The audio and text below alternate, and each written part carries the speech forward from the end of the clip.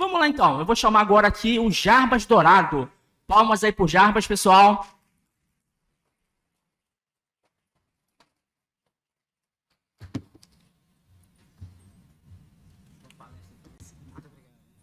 Ó, pessoal, o Jarbas vai falar de um assunto muito legal.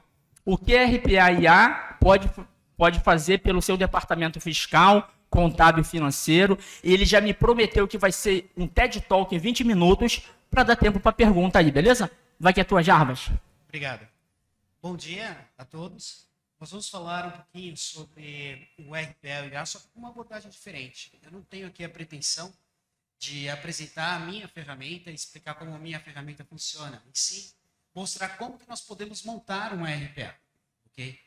A TSCTI, que é a empresa que eu represento, ela é uma empresa focada em RPA, inteligência artificial, para a área financeira, contábil e fiscal. Nós temos uma plataforma fiscal onde nós incluímos as soluções de RPA. E aí, nesse sentido, o que nós podemos dizer? Que nós conhecemos demais dos processos dessas áreas e por isso que nós desenvolvemos só RPAs e inteligências artificiais voltadas para esses 3 pontos. O meu nome é Jarbas, eu trabalho nessa área já há pouco mais de 20, talvez 25 anos. Fiz parte de um grupo piloto do governo chamado Grupo SPED, Sistema Público de Estruturação Fiscal, que converteu tudo que era em papel em um formato eletrônico. Foram pessoas convidadas, foram 9 empresas que foram convidadas e pouco mais de 20 pessoas que fizeram desse grupo desde 2002, a formalização dele em 2005, e o grupo ele funciona até hoje, mas hoje eu não faço mais parte.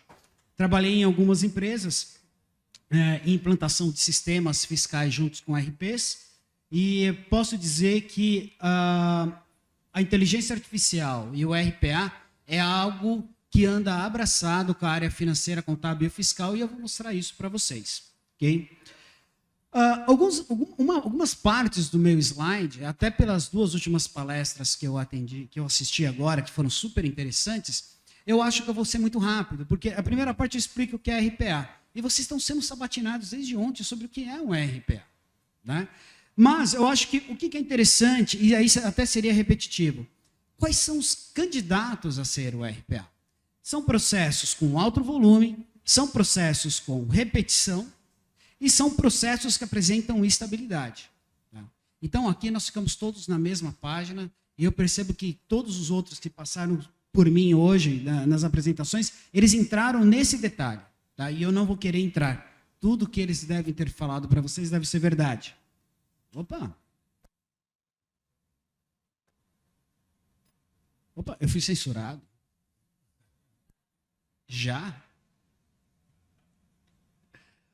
Começou de novo? Vamos lá. Super rápido, vamos lá. Pá. Muito bem. Perfeito. Ok.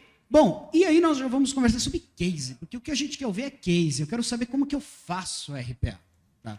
E quando nós falamos dessa área contábil e fiscal, o conhecimento do processo ele é essencial para que a gente consiga fazer RPA, porque é muito detalhe. A sopa de letrinha do financeiro, da contabilidade é enorme. Tá? Então, a minha ideia hoje aqui é apresentar para vocês um case de RPA e inteligência artificial, dentro da nossa plataforma fiscal, como que nós atendemos isso. Esse case ele começa com uma fiscalização de grande porte de uma empresa italiana, que a gente estará preservando o nome dessa empresa aqui, e se entrarem no meu site, tem mais de 10 empresas lá do segmento italiano. Okay? O que aconteceu? A Ford estava saindo do Brasil, então toda a cadeia está sendo fiscalizada. Isso não é nenhuma informação privilegiada, é uma informação que está no jornal, que todo mundo pode ter. Tá? E aí o que aconteceu? Nesse processo de fiscalização, ela chamou os parceiros delas, as grandes consultorias, para ajudar. E, dado o volume de dados, era uma empresa que tinha 98 mil notas fiscais, tinha mais de 3 mil lançamentos contábeis, o cruzamento e a verificação disso, por um humano, era impossível dentro do prazo de fiscalização, que era de 180 dias. Okay? Então, ela nos procurou e ela nos lançou o desafio. E foi aí que nós começamos a montar os robôs. Nós já conhecíamos os processos. Então, no primeiro processo ali que nós fizemos, que foi o cruzamento das informações da contabilidade quanto às informações do fiscal, nós já conhecíamos o processo. A gente só precisou criar o robô para fazer esse processo. E aí nós começamos a ter os grandes insights que esse robô nos dava. Receitas diferentes, faltavam devoluções, faltavam notas fiscais de entrada e saídas que não estavam escrituradas. Parece simples, mas ali foram vários robôs que foram feitos. Inclusive um robô para pegar uma obrigação acessória, um arquivo pronto, acessar o site do Cefaz e verificar se aquela nota ela estava ativa ou não. Porque muitas notas haviam sido enviadas para esse cliente e foram canceladas. Mas ele já havia escriturado essa nota dentro do ERP dele.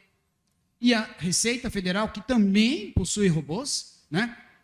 Depois vocês procurem o projeto ARPIA ou o projeto T-REX da Receita Federal. Estou até vendo que alguns colegas estão balançando a cabeça. Vocês sabem que é o maior projeto de inteligência artificial e robotização da América do Sul, feito pelas faculdades que a apoiaram na Receita Federal. Por isso que a Receita Federal é a maior Receita Federal do mundo, a do Brasil.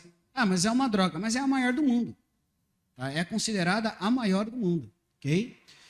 Em segundo passo, o que nós fizemos? Nós começamos a montar robôs que conseguissem identificar em diferentes bases aonde que estavam essas notas faltantes, fazer as revisões dos status dessas notas nos órgãos oficiais, como Cefaz, prefeituras, verificou busca de cupons fiscais, integramos ao RP, porque imagina um humano, nota a nota, olhando para dentro do RP e fazendo uma série de verificações. Que não era só verificar se a nota estava lá, era verificar se a nota também estava no estoque, se a nota estava no contas a pagar, se a nota estava na contabilidade, ou seja, era todo um ciclo, toda uma jornada que demorariam minutos e aí multiplicado pela quantidade de notas, tornava o processo inviável de ser concluído em 180 dias. Ok? Muito bem. E o custo da consolidação dessa base, né? O custo era enorme, porque no primeiro momento, a previsão que nós tínhamos era de 60 a 70 colaboradores. E com os robôs, nós transformamos todo o projeto em 5 colaboradores e num prazo que nós aceitamos de 180 dias. Tá? Então, houve uma redução de custo drástica. Tá? E, é claro, né, todo projeto, ele tem também a preocupação de, ok, eu vou fazer essa higienização, eu vou fazer toda essa robotização. E o que vai acontecer no futuro? Então, nós aproveitamos e revisamos outros tipos de impostos que não estavam sendo fiscalizados, criando os robôs e deixando os robôs conectados ao RP e com os órgãos oficiais, tá? Mantendo essa manutenção de informação. Tá? Isso é compliance. Ok? Muito bem. O quinto passo que nós fizemos desse projeto foram as conciliações eletrônicas. Tá? Nós entendemos juntos com as pessoas que estavam envolvidas nas fiscalizações como que funcionavam os Excels, quais eram as fontes, quais eram os cruzamentos. Então, nós startamos robôs, inclusive com jobs. Hoje, esses jobs são diários. Toda noite, os robôs eles entram no ar, eles fazem verificações e eles entregam KPIs, insights ou até tarefas para as pessoas, para que as pessoas possam realizar. Ok? E quem tiver oportunidade depois de passar no standard, vai ver os robôs da parte de nota fiscal eletrônica. Eu vejo muito se falar de um robô que busca nota. Além de buscar nota, nós temos 26 outros sub-robôs que qualificam, que acompanham, que fazem a gestão desse processo. Porque ele é importante, ele é obrigatório e ele acontece. Okay? Então, é algo bem complexo esse processo.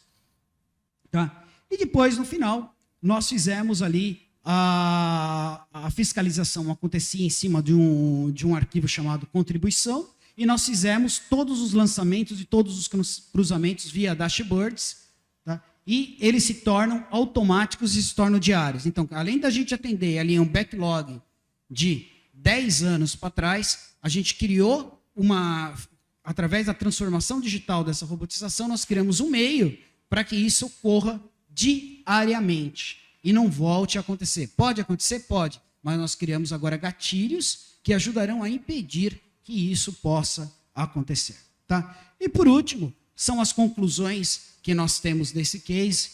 Tá? É um case que aumentou precisão, aumentou conformidade, diminuiu intervenção, aumentou a quantidade de procedimentos. Né? Então, assim, agora nós somos os melhores amigos da área financeira, contábil e fiscal. né? No primeiro momento, você tem aquela preocupação, quando você chega e fala assim, não, vão vir roubar o meu emprego. Vão trazer robô. Hoje não, hoje nós somos os melhores amigos. Por quê? O cara que se formou em economia e contabilidade, a última coisa que ele quer é pegar 2 Excel e ficar fazendo PROC. Ficar verificando se a informação está no lugar. Ficar verificando se lá no estoque houve a geração do custo do inventário, da movimentação. Acredite em mim. Esse cara, ele quer ser um advisor. Ele quer fazer gestão tributária. Então, os robôs eles foram muito bem aceitos nessa empresa. Ok? E aí temos um desenho consolidado, né? E com bem menos manutenção. Uma observação sobre o desenho consolidado é, esse desenho serve para todas as empresas? Não.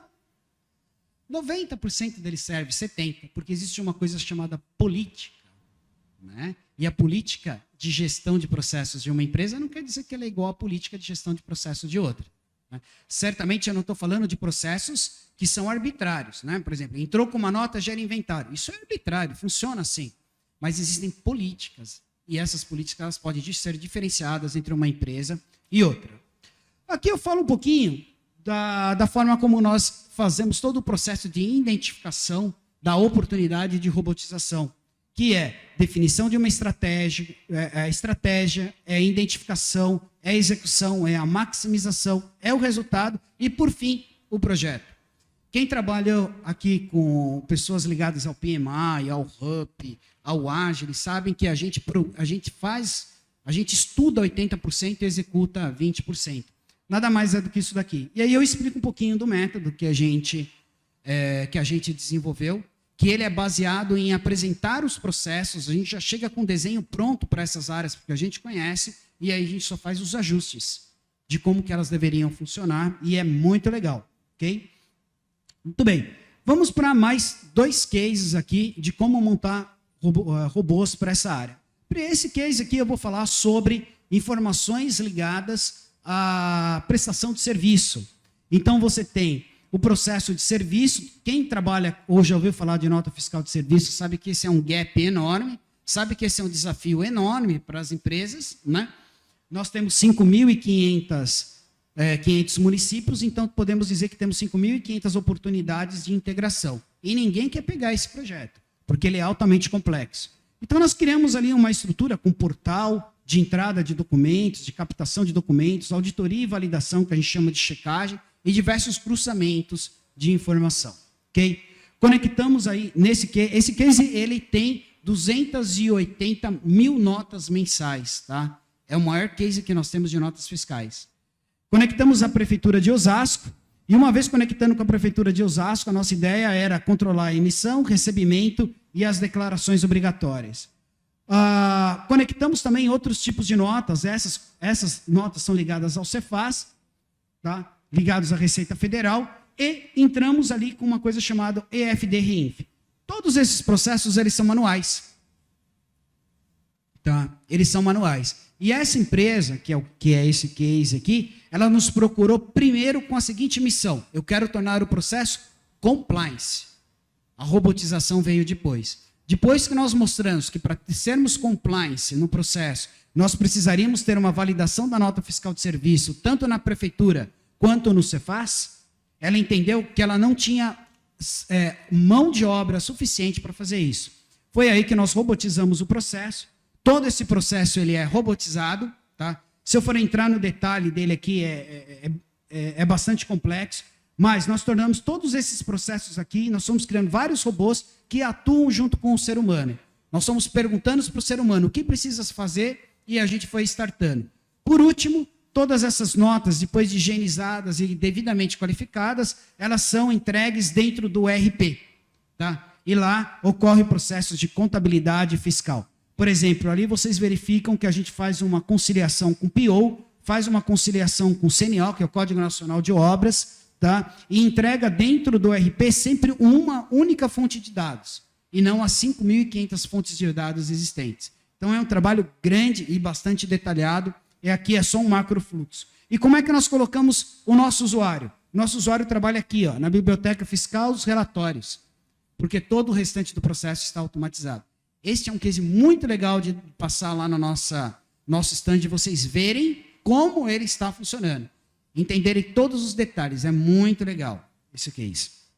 Ok? O próximo, aqui nós estamos falando sobre automatização de documentos de entrada. Então, nós temos ali 3 tipos padrões de documentos: o transporte, a mercadoria e o serviço. Esses documentos, e esse case aqui é complementar ao outro, tá? Esses documentos, eles vêm no Tax Manager, que instala o seu primeiro RPA, que é a comunicação com os órgãos legais. Ali eu fiz um símbolozinho que entendo ser Receita Federal, Receita Estadual e Receita Municipal. Uma vez conectado, eu conecto ao RP e starto o meu terceiro RPA. Tá? É um robô que fica buscando dentro do RP as diversas informações necessárias que fazem sentido, que tangem e rastreiam a nota fiscal. Uma vez feito isso, o ser humano, o meu robozinho ali, ele chama-se TaxBoot, tá? O TaxBoot ele começa a funcionar. E o que ele vai fazer?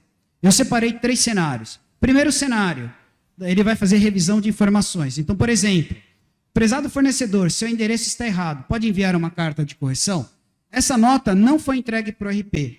Quando essa nota chegou, ela pode ser de qualquer um daqueles tipos, eu peguei a nota, eu fui até o sintegra.gov, que é um órgão público, analisei as informações oficiais desse cliente e verifiquei que existe uma diferença de endereço. De quem que é a responsabilidade por tomar ou receber essa nota?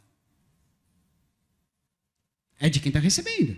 Logo, a responsabilidade de manter as informações é dele. Essa é uma atividade que a sua área financeira faz manualmente. Tá? E aí o que eu faço? Eu me comunico com quem enviou essa nota e peço para ele mandar uma carta de correção ou fazer alguma outra ação para corrigir essa informação. Nós não vamos colocar nosso time para trabalhar. É essa a ideia. Outro exemplo, o CFOP está errado. Aonde que ocorre isso? Geralmente durante o mês. Depois que a nota já entrou, gerou contabilização, já gerou movimentação de estoque, já gerou custo, já gerou contas a pagar.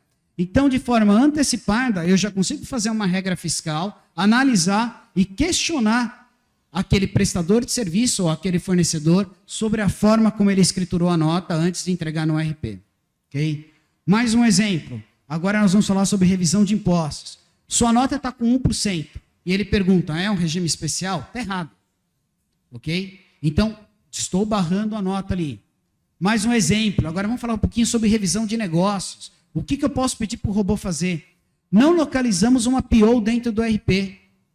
Aí eu pergunto, posso cancelar essa nota? Aí entra um pouquinho em política. Qual é a política da sua empresa? A sua empresa só recebe nota se existir uma PO? Pode ser que não. Né? A gente sabe que os grandes RPs permitem que você entre com uma nota sem PO. Então, por isso que eu falo muito sobre qual é a política e qual é o processo de exceção. O fato é que se a política, e nesse caso é essa política, sem PO não entra. Então, nós já falamos para ele que nós vamos fazer a MDE, que é um documento novo chamado Manifestação do Destinatário, obrigatório a partir de janeiro do ano que vem. Tá? Nós vamos fazer a manifestação automaticamente. E ela é acessar um site, escrever um monte de coisa e apertar um botão salvar. Automaticamente eu farei esse documento porque essa nota está em inconformidade com o negócio. Não tem PO. Tá? O que mais que eu poderia colocar com essa mesma linha? Pedro, chegou uma nota fiscal de um fornecedor ativo, sem PO. O que eu fiz? Eu verifiquei que esse fornecedor, no meu cadastro de cliente fornecedor, ele está ativo. E que ele vem entregando notas sequencialmente nos últimos meses. Será que não foi o meu time de compras que esqueceu de fazer a PO? Isso pode acontecer? Pode.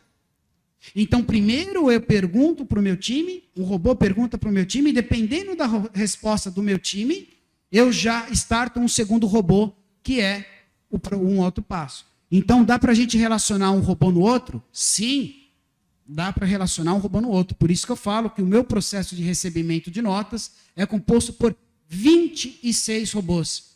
E se vocês forem ver, eu conseguisse entrar em detalhes aqui, vocês vão falar, putz, faz total sentido. Faz total sentido. Outro exemplo, de novo, política. Está definido que nota chega até o dia 25. Nota que chega depois do dia 25, eu já não aceito.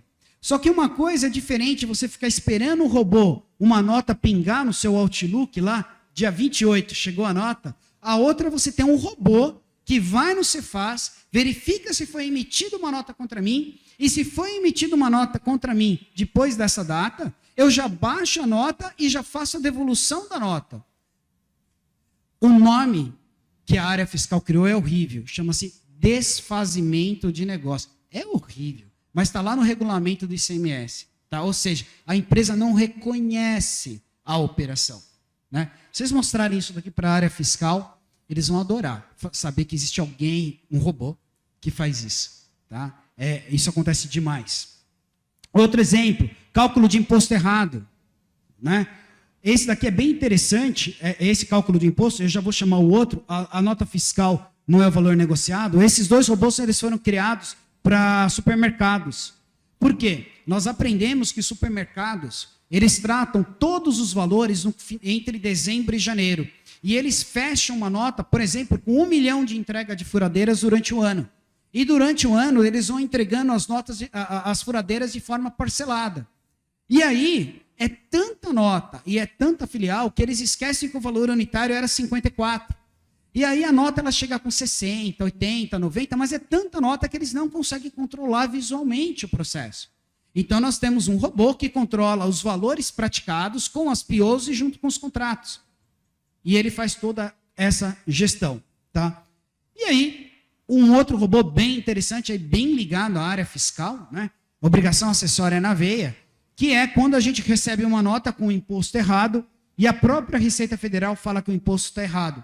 Esse imposto é retido. Então, em vez de você pedir para o seu financeiro, passar a mão no telefone e ligar para o prestador e falar, não vou reter 3%, vou reter 11%, porque a Receita Federal me orientou a isso.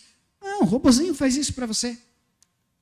Pronto. Quem recebe muita nota de serviço, principalmente da parte de empreitada, né, de prestação de serviço civil, tem muito disso. Tá bom? Aqui são alguns dashboards. Os meus dashboards eles são um pouquinho mais complexos. Eu vou explicar por quê. Como você tem mais do que um robô ligado, o dashboard ele não pode ser um simples gráfico com uma única informação. Então aqui eu controlo qual é a ação, qual é o robô, qual é a quantidade afetada, quem está fazendo, qual é o status por cor, anexo, se tem anexo ou não. Então os nossos dashboards eles acabam sendo um pouquinho mais complexos, porque eles trazem muito mais informações. Eles acabam também tendo uma SLA por debaixo e um robô controlando essa SLA de resposta dos milhares de e-mails e controles que ele gerou, né? E ele acaba sendo também um calendário e uma biblioteca fiscal. Okay? Aqui um outro robô muito legal. Estou com alguns colegas aqui que me ajudam a implantar o Oracle, né? O Oracle EBS, o pessoal da Horizon, que está lá no meu stand. Esse daqui é a cereja do bolo da área fiscal. Saber quantas notas está no RP, quantas notas estão na prefeitura, quantas notas estão na Receita, de forma dinâmica. Por quê? Eu não posso, por exemplo, no caso ali da automação de prefeitura, fechar um mês com 85 notas emitidas dentro da prefeitura. Ou eu denego essa nota da prefeitura, ou eu ponho para dentro.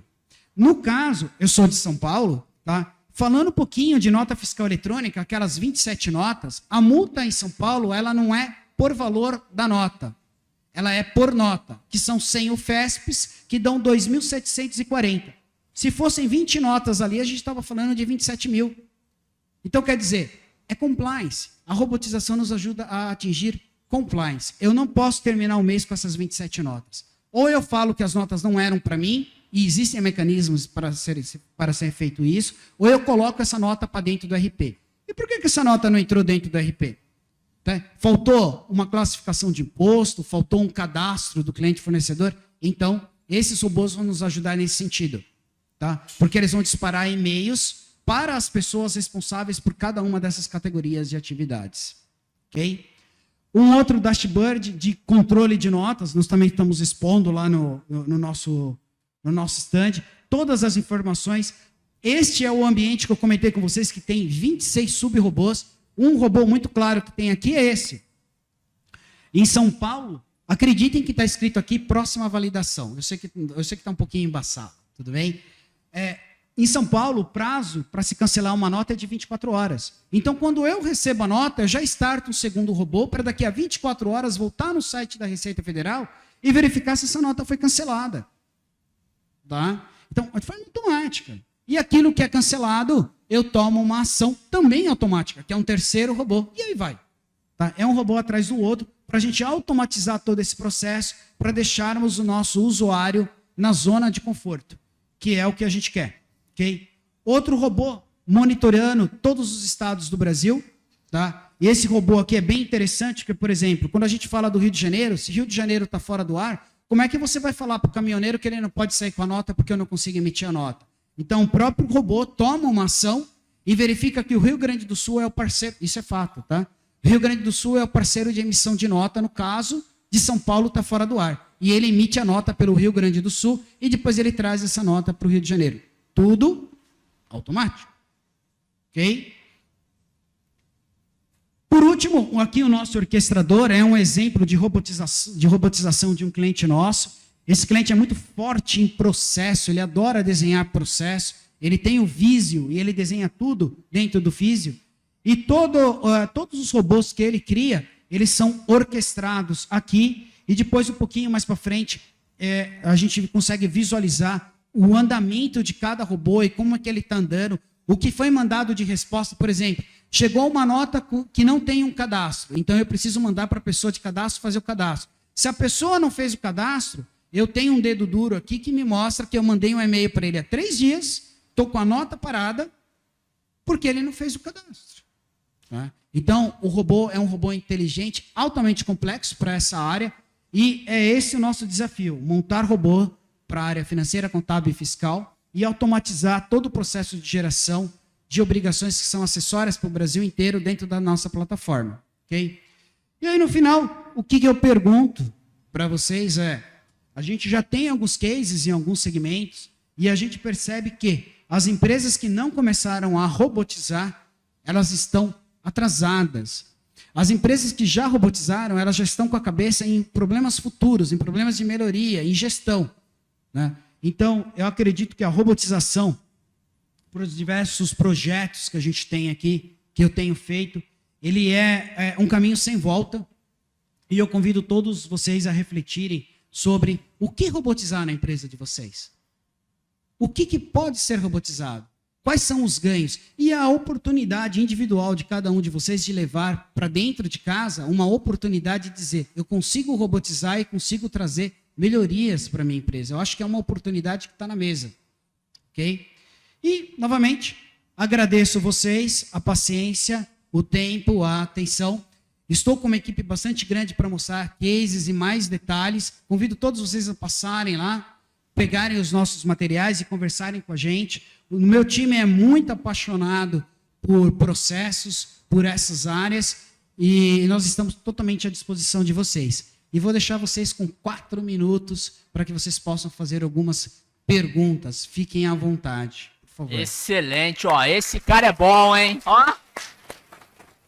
Ó, vai ganhar uma caneca. Só passar ali na Editora Brasport. Dou seu nome e ganha a caneca. Meu nome lá que eu pago a conta, beleza?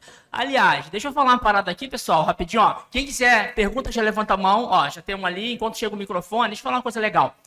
Quem não pegou o kit, ó, todos vocês inscritos aqui tinham direito ontem. Quem veio ontem. Tem gente que não veio ontem. A gente vai abrir uma exceção, beleza? Quem se inscreveu vai ganhar esse kit. Olha que lindo, pessoal. Vai ganhar. Ó, o microfone tá lá? Mostra pra mim que eu tô meio enrolado, por favor. Vai ganhar um livro top. Primeiro livro nacional sobre RPA e automação. 42 grandes referências do Brasil escreveram, beleza? E uma camisa linda também. Pode mostrar a camisa. Então os palestrantes ganharam. Abrimos uma exceção, beleza? Quem se inscreveu, terminando aqui, amanhã, corre lá no stand da editora, vocês vão ganhar esse kit maravilhoso. E como é que a gente conseguiu essa loucura? O grande Eduardo abriu as portas do evento para a jornada colaborativa e, especificamente, esse kit foi apoiado pela Pratia e pela Smart. Queria bater palmas aí para a Pratia e para a Smart, porque vocês vão ganhar esse kit, beleza? A caneca foi só para o autor, mas o Jarbas, como ele foi generoso com o tempo, vai ganhar, viu? Então, os próximos palestrantes, fica ligado. Eu vou ver se tem caneca ainda. Vamos lá. Aí tem também esse mousepad lindo e maravilhoso. Pergunta lá, vai que é tua, já roubei 2 minutos, eu vou dar desconto aqui pro Jarbas e tal.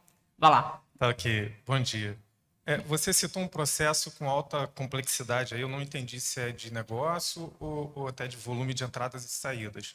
Pergunto, vocês sentiram a necessidade de readequar esses processos para essa nova realidade robotizada? Caso sim, como é que foi essa experiência? Tá. O processo de entrada de notas, ele é de alta complexidade. Tá? É um deles. Tá? Eu não me recordo agora se eu falei sobre o processo de fiscalização, mas o processo de entrada de notas. Tá? Ele não é tão simples como pegar uma nota no Cefaz e descer com a nota. Por isso que a gente tem 26 outros sub-robôs conectados a isso. Como que nós chegamos a essa conclusão? Porque a gente conhece o processo. E o que a gente percebeu? Né? Eu sou um fator de tecnologia. Quando eu sentei com a área de usuário, eu esperava que a área de usuário me passasse todos os processos desenhados que aconteceriam, mas a gente percebe que também eles não têm esse total controle. Até porque a área fiscal, não me interpretem mal, mas ela é multável. O que significa multável? O que a gente definiu hoje pode ser que não definiu amanhã. Vou dar um exemplo. Tá? Muitos colegas aqui estão passando. A nota fiscal de serviço é o grande... É o menino dos olhos verdes hoje. Né? Então, muita gente passa lá no meu estande e fala nota fiscal de serviço, nota fiscal de serviço. Eu não sei se vocês sabem, mas dia 27 agora de julho foi aprovado um novo modelo de nota fiscal de serviço nacional. Né? Que é diferente do que foi aprovado antes da pandemia em 2019, em 4 de abril de 2019. Então, essas mudanças tornam complexo o processo. Né? E é uma missão crítica, porque nota para entrar dentro do RP e nota para sair não pode ficar parada. Né? Nós já tivemos um caso, por exemplo, de uma mudança no Cefaz do Mato Grosso do Sul, numa fazenda que nós atendemos lá, que eles mandaram a foto para a gente de 40 caminhões parados um atrás do outro. E eu fiquei desesperado. Eu falei, mas e aí? Aí nós descobrimos, e aí entra a complexidade, que eles mudaram um fator tecnológico dentro do sistema de web service que era incompatível, e até a gente chegar a essa conclusão, sem documentação nenhuma e sem ninguém eles falarem para a gente demorou 8 horas para desenvolver. Né? Então é nesse sentido que eu acho que é altamente complexo alguns processos ligados a essas 3 áreas. Tudo bem? Cara, pode falar para bater papo com a gente. 5 segundos e aí ganhou a caneca, pessoal. Parabéns. Tem mais pergunta? Eu tenho 2 minutos com ele, pode perguntar. É verdade. Ó, inteligente, tem razão. 2 minutos. Vai lá, Wagner, é tua. Ih, já foi 1 minuto. Pronto. A Bruna... Mais um, acabou. Fala que eu te escuto. Qual?